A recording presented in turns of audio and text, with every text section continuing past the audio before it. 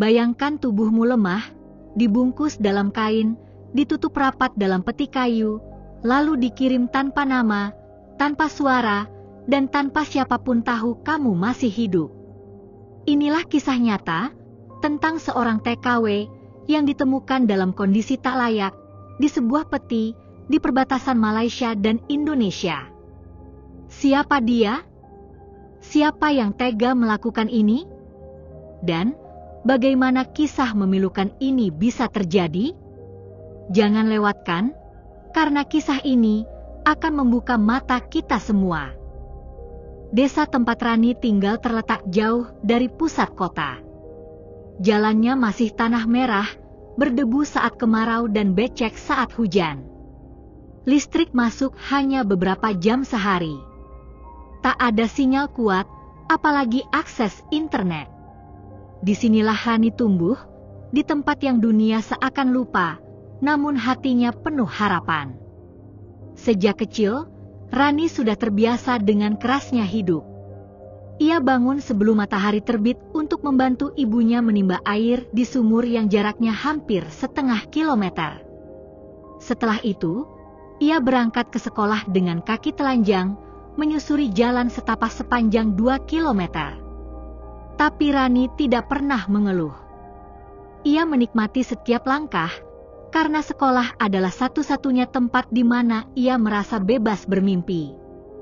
Namun, hidup tak selalu sebaik harapan.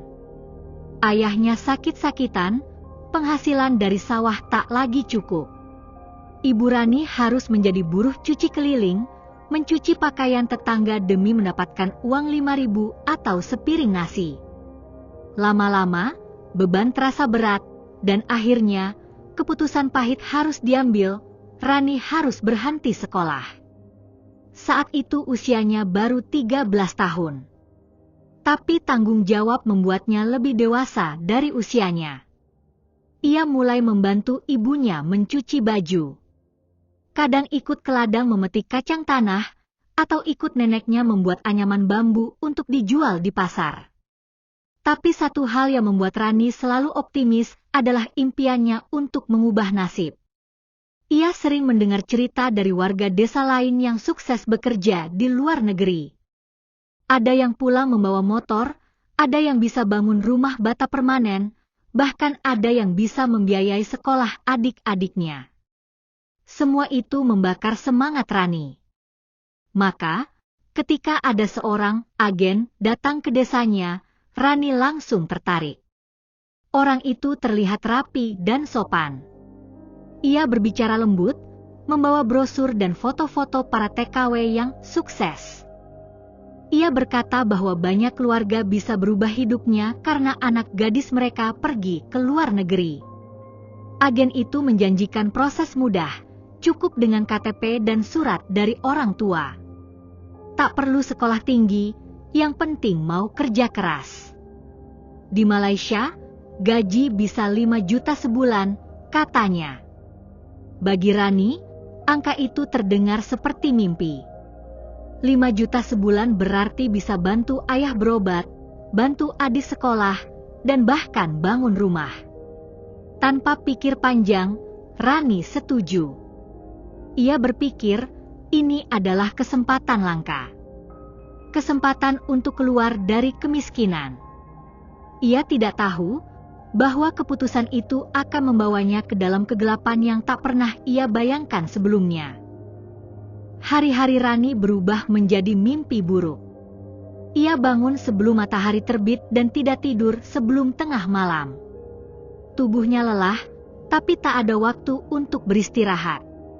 Majikannya sangat kejam. Sekali saja Rani lambat, bentakan dan tamparan sudah menanti. Awalnya, ia mencoba bersabar. Ia pikir ini hanya sementara. Tapi seminggu berlalu, lalu sebulan, lalu 2 bulan, tak ada tanda-tanda akan digaji, atau setidaknya diberi waktu istirahat. Siti mulai melihat jelas, ia tidak dianggap manusia, tapi budak. Luka di tangannya akibat deterjen tak diobati. Ia pernah jatuh saat mengepel tangga, tapi malah disuruh lanjut bekerja. Saat ia mengeluh sakit, majikannya hanya berkata, "Jangan banyak alasan. Kamu makan sudah, kerja harus keras." Padahal yang ia makan hanya sisa makanan majikannya, kadang nasi dingin dengan kuah asin saja. Suatu hari, Rani tanpa sengaja menjatuhkan gelas kesayangan majikannya. Ia langsung ditampar, diseret ke dapur, lalu dipukul dengan gagang sapu. Punggungnya lebam. Tapi ia dilarang menangis. "Kalau kamu menangis, saya buat kamu tak bisa menangis lagi," ancam majikannya. Yang paling mengerikan, ketika majikannya memadamkan rokok di tangannya, hanya karena ia dianggap tidak cepat menyelesaikan cucian. Rasa sakit itu tak seberapa dibanding rasa hancur di hatinya. Ia merasa tidak ada harapan lagi untuk pulang. Tidak ada orang yang tahu dia ada di sana. Ia benar-benar sendirian. Rani sempat berpikir untuk melarikan diri. Tapi rumah itu berpagar tinggi, selalu dikunci, dan diawasi CCTV. Bahkan pintu ke dapur pun dikunci dengan gembok. Ia seperti hidup di penjara. Tapi penjara ini tidak punya hukum. Tidak ada pembela. Tidak ada pintu keluar. Setiap malam, ia menangis diam-diam, memandang langit dari celah kecil jendela kamarnya. Ia berdoa agar Tuhan memberinya jalan keluar. Ia tidak tahu hari, tidak tahu tanggal. Waktu terasa mati. Harapannya perlahan terkikis, tapi jiwanya masih bertahan. Hingga suatu hari, ia melihat kesempatan. Kesempatan kecil, tapi bisa jadi satu-satunya. Ia menemukan ponsel tua di atas meja anak majikannya. Saat rumah sedang sepi, ia ambil. Dan saat itulah, ia membuat panggilan yang akan mengubah takdirnya. Ponsel tua itu menjadi harapan terakhir Rani. Meski layarnya retak dan tombolnya keras, ia berusaha menyalakannya. Tangannya gemetar saat menekan angka demi angka. Ia tak tahu apakah nomor itu masih aktif. Nomor tetangganya di kampung, satu-satunya yang ia ingat di luar kepala. Sambungan tersambung. Tapi suara yang muncul tak langsung menjawab. Beberapa detik yang terasa seperti selamanya.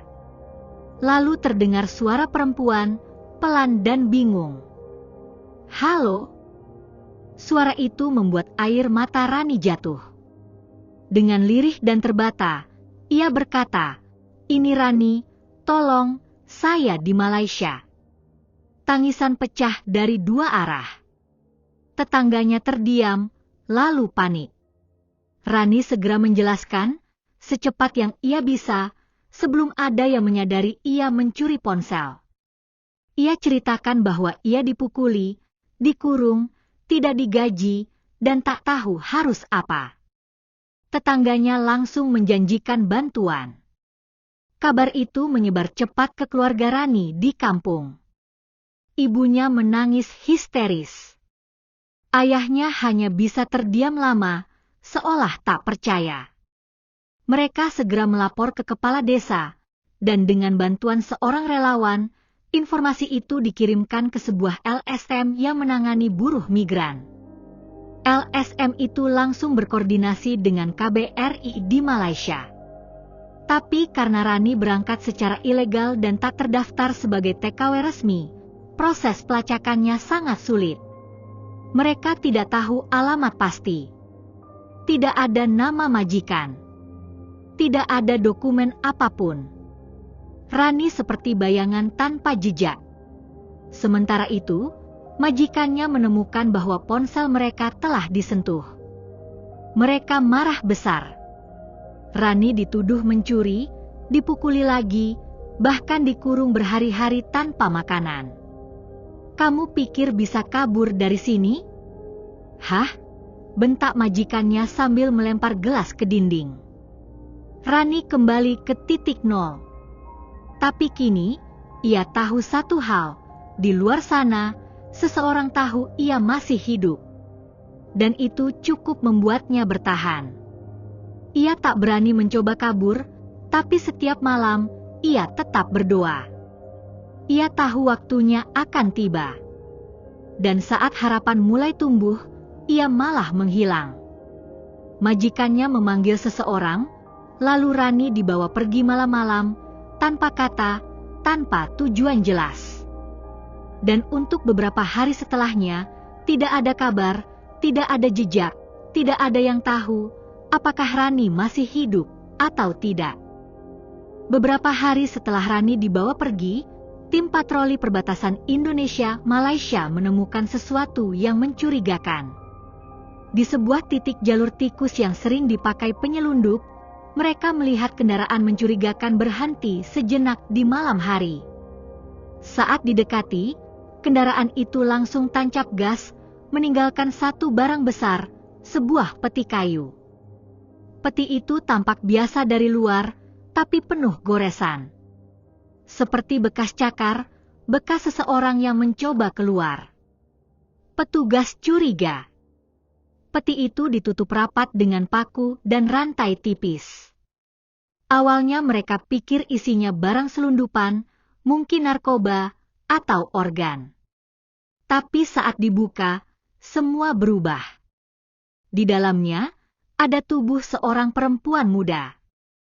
Kurus, kotor, keringat bercampur darah di pelipis.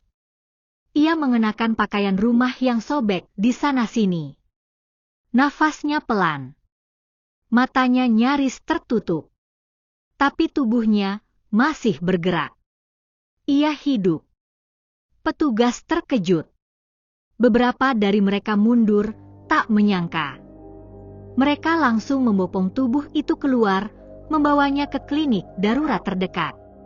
Dokter yang memeriksa mengatakan perempuan itu mengalami dehidrasi berat, luka lebam di sekujur tubuh, dan trauma ekstrim. Tak ada identitas. Tak ada paspor. Tapi saat tim mencoba menghubunginya, suara lirih dari perempuan itu bergetar. Nama saya, Rani. Dan saat ia mengucap nama desa kecil di NTT, semuanya mulai terhubung. Kabar itu menyebar cepat. LSM yang sebelumnya membantu pencarian langsung mengenali nama dan ciri-ciri Rani. KBRI segera turun tangan. Kini, status Rani bukan lagi hilang, tapi korban perdagangan manusia yang diselamatkan dari ambang kematian. Selama beberapa minggu, Rani dirawat intensif di rumah perlindungan. Trauma fisiknya membaik, tapi luka batinnya jauh lebih dalam. Ia sering menangis di malam hari, terbangun karena mimpi buruk. Tapi ia selamat. Dan untuk pertama kalinya dalam waktu lama, ia merasa ada yang peduli. Pihak berwenang melakukan investigasi. Sayangnya, majikan yang menyiksanya sempat menghilang. Tapi kesaksian Rani dan temuan peti kayu itu menjadi bukti kuat bahwa perdagangan manusia masih terjadi di balik janji-janji manis agen tak bertanggung jawab. Setelah kondisi fisiknya mulai stabil, Rani dipindahkan ke rumah perlindungan khusus untuk korban perdagangan manusia.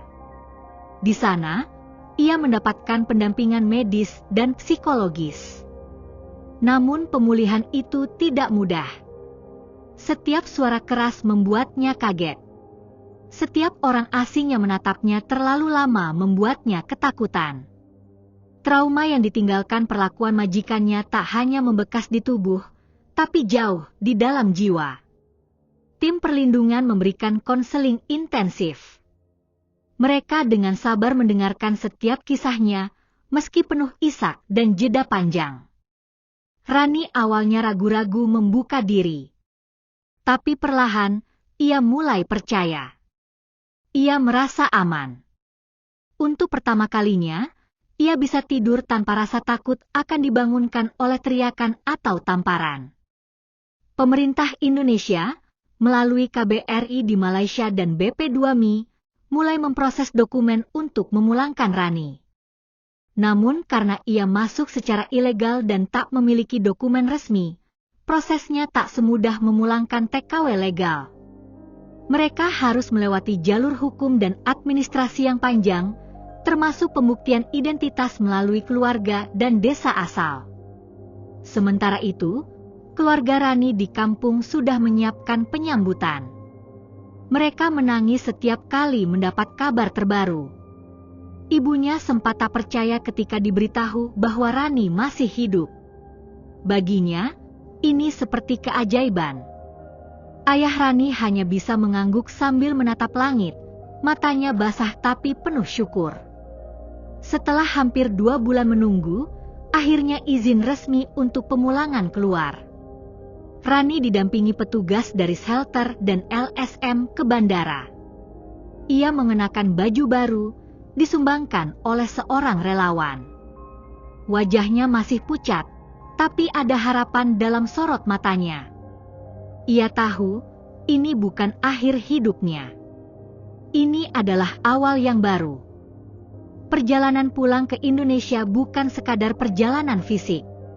Itu adalah perjalanan pulang dari mimpi buruk.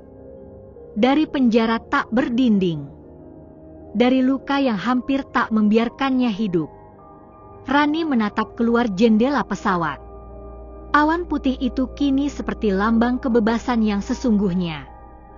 Saat mendarat di tanah air, ia langsung dibawa ke shelter transisi. Di sana, ia bertemu banyak perempuan lain yang juga punya kisah kelam. Tapi yang membedakan Rani adalah bahwa ia nyaris mati di dalam peti kayu. Dan sekarang, ia hidup. Itu bukan hanya kebetulan. Itu adalah pertanda bahwa nyawanya berharga. Pihak berwenang juga mulai melacak jaringan perdagangan manusia yang mengirim Rani. Nama agen yang dulu datang ke desanya mulai diinvestigasi. Beberapa saksi diinterogasi. Langkah hukum dimulai. Rani sendiri belum siap bertemu orang-orang itu, tapi ia tahu, suaranya sekarang punya kekuatan. Hari itu, langit di desa Rani mendung. Tapi suasana hati keluarganya justru cerah. Warga desa sudah berkumpul sejak pagi. Mereka memasang tenda kecil, menyusun kursi seadanya, dan membuat makanan sederhana untuk menyambut kepulangan yang telah lama mereka doakan. Bagi mereka, ini bukan hanya kepulangan seorang anak, tapi keajaiban. Mobil dari dinas sosial perlahan masuk ke halaman rumah Rani. Begitu pintu terbuka, ibunya berlari. Tangannya gemetar, tubuhnya lemas. Ia memeluk Rani erat-erat sambil menangis keras, seolah tak mau melepaskannya lagi. Rani yang dulu kurus dan penuh luka, kini berdiri di hadapan mereka, masih hidup. Ayahnya hanya terdiam. Air matanya jatuh, tapi ia terlalu kaku untuk bicara.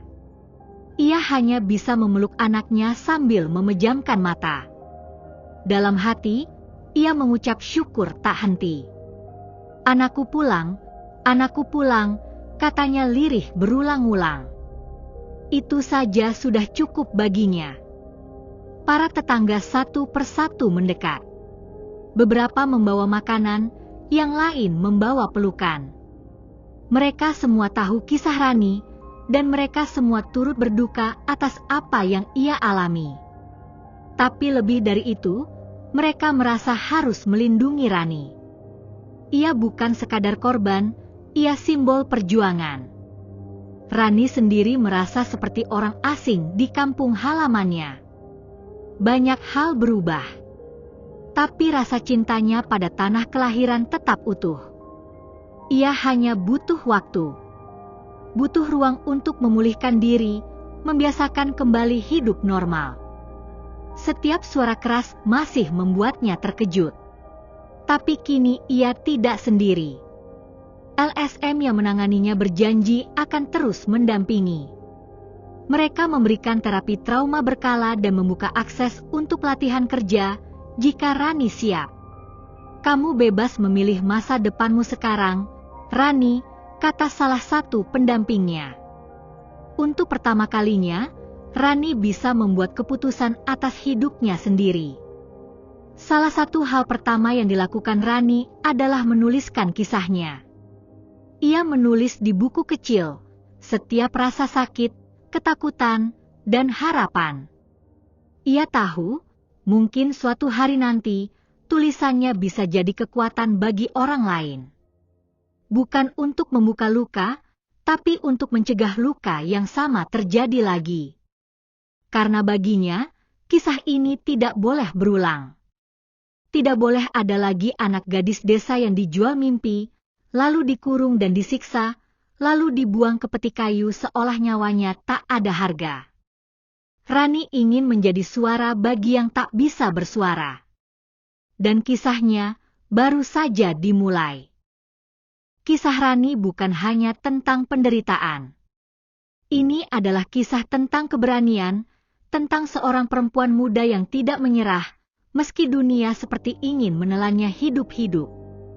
Ia mengalami hal yang tak seharusnya dialami siapapun. Tapi ia memilih untuk bertahan.